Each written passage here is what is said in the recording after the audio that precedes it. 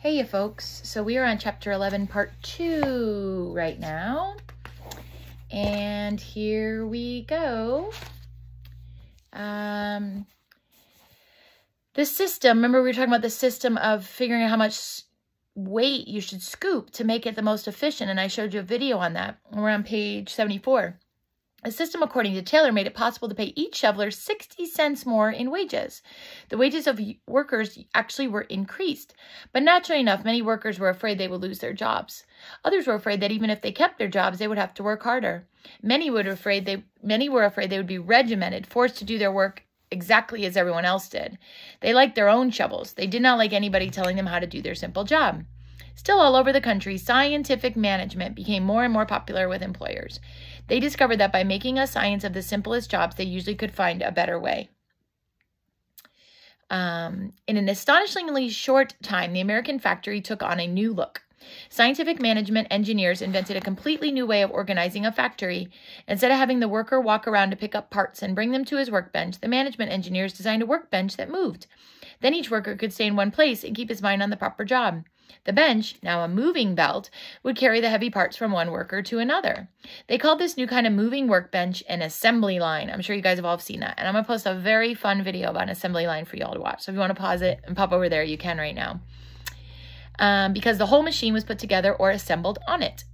In early April 1913, a bold mechanic named Henry Ford, and he was on the previous video, so I'm not going to put more about him now, but he decided to try an assembly line for making automobiles.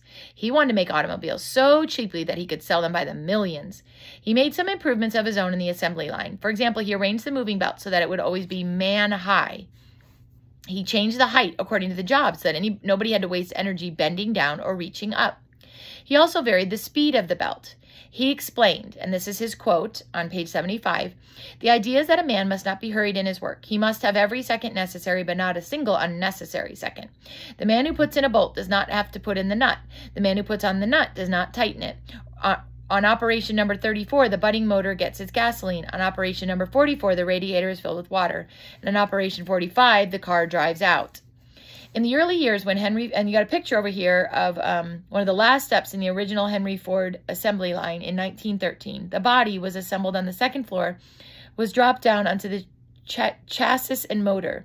The chassis and motor were assembled on the ground floor. The two pieces were attached to one another and fitted by alert mechanics. Okay, back to 75. In the early years when Henry Ford had been trying to perfect a gasoline-driven motor, many people laughed at him. They put him in the same class with crackpots who tried to make perpetual motion machines. It was hard to imagine a self-propelled machine that would not run on steam but on liquid fuel. But in 1897, Ford met the already famous Thomas Edison. Some of Edison's own friends had been working on an electronic automobile that worked on storage batteries. The problem was that they had to recharge the batteries too frequently. When Ford explained his gas car, Edison cheered him on. "Young man, that's the thing. You have it. The self-contained unit carrying its own fuel with it. Keep at it." Edison said the fuel could be a hydrocarbon, a chemical name for fluids like gasoline. Although Ford then did not even know the meaning of hydrocarbon, he was encouraged and later said that the talk with Edison was a turning point in his life. Ford and Edison became best friends. Even before they had met, Edison, who was 16 years older, had been an inspiration to Ford as he was to many other inventors. Edison invented a new kind of factory, an invention factory. Its purpose was to invent new kinds of things to make. Edison set up his first invention factory in the 1870s with $40,000 he received from his own early inventions. He brought the most ingenious men he could find to his invention factory. He inspired them with loyalty and hope and built them into a team. Just like earlier go-getters like Benjamin Silliman and others, or Silliman, and others who had found ways to make rock oil into fuel to light American homes, these men tried to find new uses for old materials and to invent new machines for all sorts of purposes. Edison and his associates were tireless testers and imaginative mechanics. One of the first feats was to help make electric lighting possible. The most difficult problem had been to find a thread that would give light when electricity went through it. And down here, there's a picture there. He was not the inventor of the electric light bulb, but he did produce the first bulb that cost a reasonable amount of money to be purchased and used. So he did not invent the light bulb, which is what some people do actually think, but he invented a cheaper one, and he invented a lot of things that went into that. So it said there, let me repeat that again. The most difficult problem had been Edison and his associates were tireless testers and imaginative mechanics. One of their first feats was to help make electric lighting possible. The most difficult problem had been to find a thread that would give light when electricity was sent through it and yet would not quickly burn out. They tried all sorts of material, carbon, bamboo, hair, platinum, copper, and scores of other substances. They finally discovered that a filament of charred paper served well if it was in a vacuum. This made possible the commercial production of light bulbs, which soon replaced Rockefeller's oil lamps. Edison and his fellow inventors, looking for a way to record the human voice, invented the phonograph. And when Edison's new phonograph, here in the picture, was still rare, this man made money by giving programs of recorded music and talk. So here he holds one of his cylinder-shaped records. So he would actually go places so you could hear the phonograph because it was too expensive to actually have one of your own. This reminds me of when I was a kid. You guys don't even really have VCRs anymore, but ask your parents about a VCR, right? It was a thick tape. And I imagine a lot of you guys have seen those, because some of you guys had them when you were kids, the thick VHS tapes.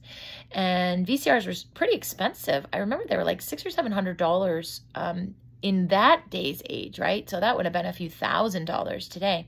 And we couldn't afford to get one in our home, but we wanted to watch movies, right? And the only way you could watch VHS tapes back then was to go into a store like a Blockbuster, right? Or a Popcorn Video.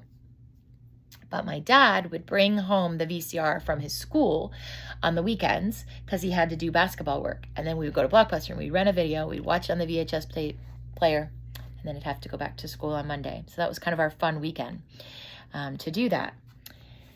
Edison and his fellow inventors, looking for a way to record the human voice, invented the phonograph. They worked on a way to use the new art of photography to show moving pictures. In 1891, Edison patented, I'm having trouble today. Remember, when you get a patent, it's like a patent on your brain power. It's a patent on your idea. A kinetoscope, which was a machine that showed moving pictures inside a box. Edison's own ingenuity seemed endless, but he was also a great organizer. When he could not make inventions of his own to solve a problem, he would buy the patent rights of others.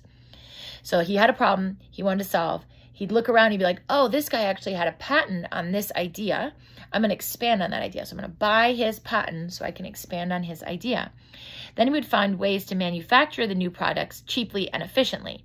So like with the light bulb, he could buy the patent for the light bulb, figure out a way to do it cheaper, and then now he's going to make a ton of money. He was most interested in how he could make improvements in daily life that would reach everybody. Edison fired the imagination of not only Henry Ford, but of the whole American people. He was nicknamed the Wizard. When Congress awarded him a special gold medal in 1928, they said his inventions have been worth more than $15 billion to humanity. But this was only to say that there really was no way of measuring his enormous contribution to American life. By the time he died in 1931, at the ripe old age of 85, he'd become an American hero, a truly democratic hero, because his work benefited every living American.